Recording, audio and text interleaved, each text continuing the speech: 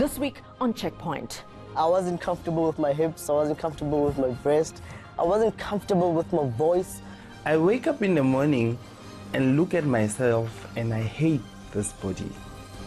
I hate the male genitalia. Cosmetic surgery or a human right? I couldn't accept all the changes that came with puberty. Oh my gosh, that's when it hits you, that oh my gosh, like I'm a boy. Gender identity is who you go to bed as, and sexual orientation is who you go to bed with. This is Checkpoint, and I'm Ngepile Mabuse.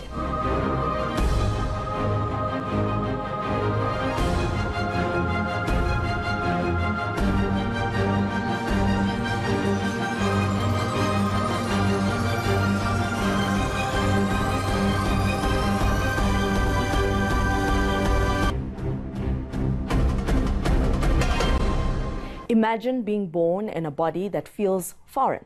Born a woman, but hating every single one of your female physical features. Or a man who cannot come to terms with his male body parts. This is the daily reality of transgender people. And many of them believe correcting what they feel went wrong at birth is a human right. But in South Africa, gender-affirming surgery is considered cosmetic, and only a handful of public hospitals offer the treatment.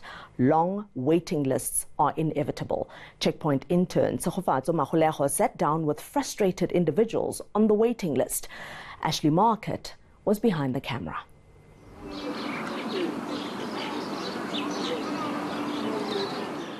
For 30 years, Tsiamo Nogeri from Plastic View, Soshanguve, north of Pretoria, has felt trapped in a foreign body. I wake up in the morning and look at myself and I hate this body. I hate the male genitalia. I ask God, Hore, why am I like this? Couldn't you do it differently? Tsiamo is a transgender woman. Transgender is a description given to persons whose gender identity does not correspond with the gender they were assigned at birth. Tsiamo started suspecting she was a girl in a boy's body pre her teens. I think when I was in primary, it was then that I realized, sorry, I'm not like other boys or girls. There's something different about me. She had to get used to being the topic of conversation. But her mother, Elizabeth, was accepting from the start. I've never questioned Tsiamo hore kanti wena o motho o mo byang ho etsahalang ka wena, because already o hodile le rentwe ra ibona hore e teng mo yena o utlwisisa. Although Tsiamo has been on this journey for years, she still struggles with its emotional complexities. The human race is constantly fighting against different things. We're fighting against making ends meet. We're fighting against relationships, waking or not waking. But then I have this extra thing that I have to go through every day, which is my sexuality. It's ongoing.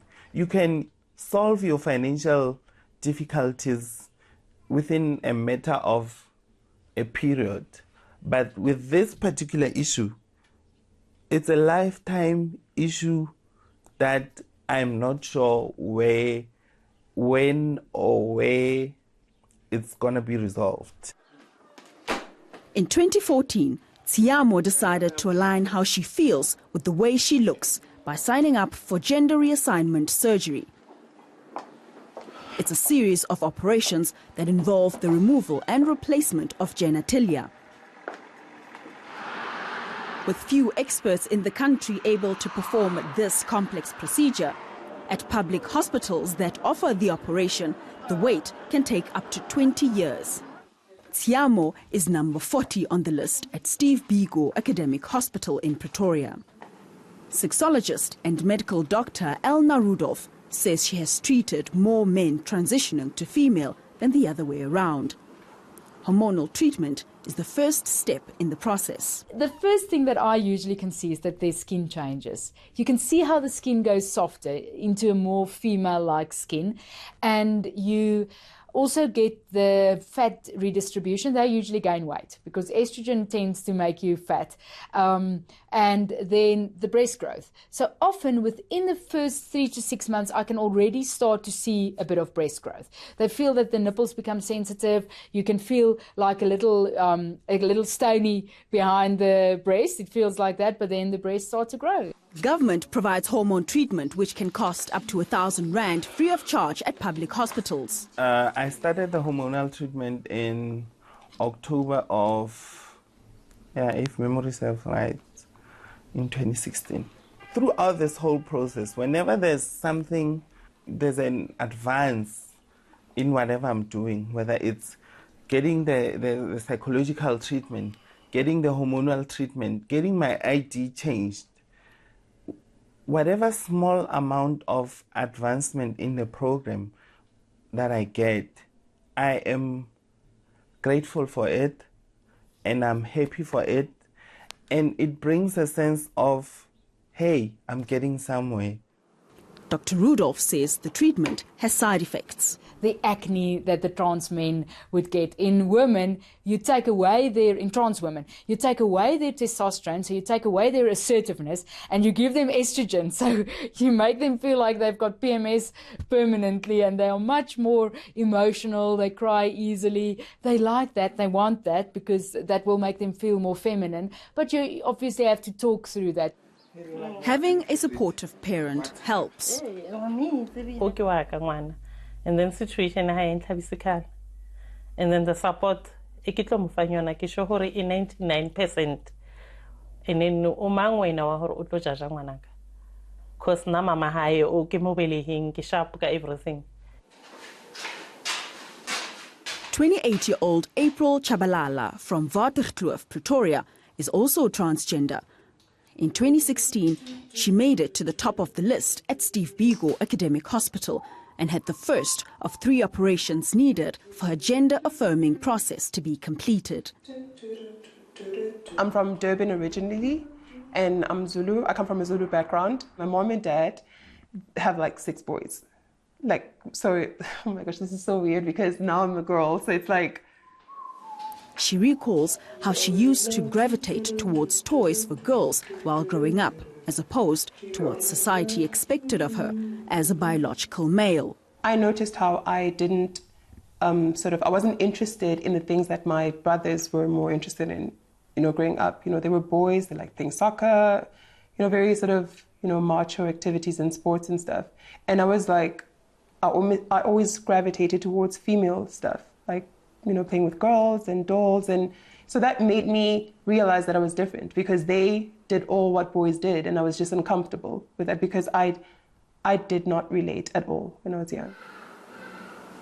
But her traditional family would hear nothing of a boy playing with dolls. It made me feel like I wasn't myself at home. And I mean, obviously at home, it's a space where you want to be who you are yourself and you feel comfortable and safe. But it sucked though, because it felt like I wasn't myself at home, but I was myself outside of home, like in my neighbor's house. Puberty can be a traumatic experience for those with gender incongruity. Many go on a downward spiral during this stage, according to psychologists.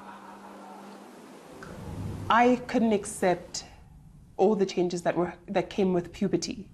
Like, obviously when a boy starts to begin his puberty stage, it's like all this stuff starts to happen. Like you start growing body hair, the voice starts to change, and you masculinize, and you're not like this, macho, and the beards grow, and all these things happen, and then it's like, oh my gosh, that's when it hits you, that, oh my gosh, like I'm a boy. Reality always comes back to you every time when you like look at yourself in front of the mirror and you're like naked and you're like, it's like, oh my gosh, like I don't have like breasts and I don't have like, the female parts, and I don't have like curves, and I don't look like a girl, because of what the mirror shows you. And it's difficult to kind of paint that picture that you have in your head about yourself when reality is showing you something totally opposite and very devastating, and hard to even face and handle. As a means of coping, April forced herself to excel at school. because I did so well in school and I got a lot of like awards and all those things, it took away the bad attention, you know, like the boys coming to me to attack me and bully me and all those things. April now works as a fashion model. Her first surgery entailed the removal of her male organ. I was happy because eventually I had what I've always wanted to for a very long time. And, you know, like I finally got to have that. So I was like, it's kind of like I was freed from like a prison. She says the operation was no walk in the park. I'll be very honest. The first experiences were not easy. It was very difficult. It was like, when I say difficult, I mean in terms of, you know, just like the healing process. April has to undergo 2 more surgeries, but again, she has to wait her turn. All I know is that I'm in a list, and it sounds like a long list. And it's so frustrating because it's like, you want to get the process like done with, but it's like, it's almost like, I don't understand if they see like the seriousness of this whole thing, because it's like now you have to live with like an incomplete surgery, let me put it that way. And you have to sit and wait because like you're waiting for the hospital to call you in and so that you can complete the process. The treatment April says she's getting from Steve Biko is making the wait even more painful. You get nurses. They know what's happening, but I feel like they still have a mentality that they carry with to work. And they feel like, you know, if you're trans, it's like, why are you doing that? So they start questioning you. And it's just in the way they behave, the body language, you know, the funny little remarks, and it really makes someone so uncomfortable because you're there seeking healthcare.